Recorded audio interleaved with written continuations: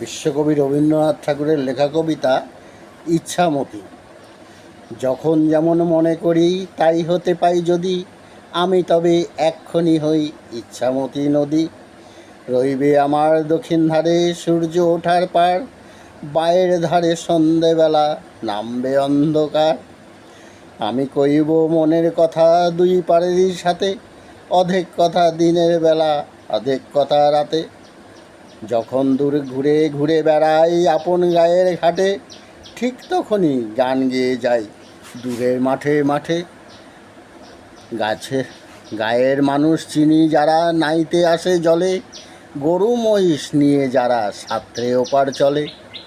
দূরের মানুষ যারা তাদের নতুনতর বেশ, নাম জানি নে গ্রাম জানি নে অদ্ভুতের এক শেষ।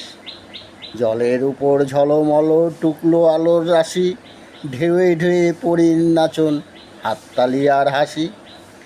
নিচের তলায় তলিয়ে যেথায় গেছে ঘাটের ধাপ, সেইখানেতে কারা সবাই রয়েছে চুপচাপ।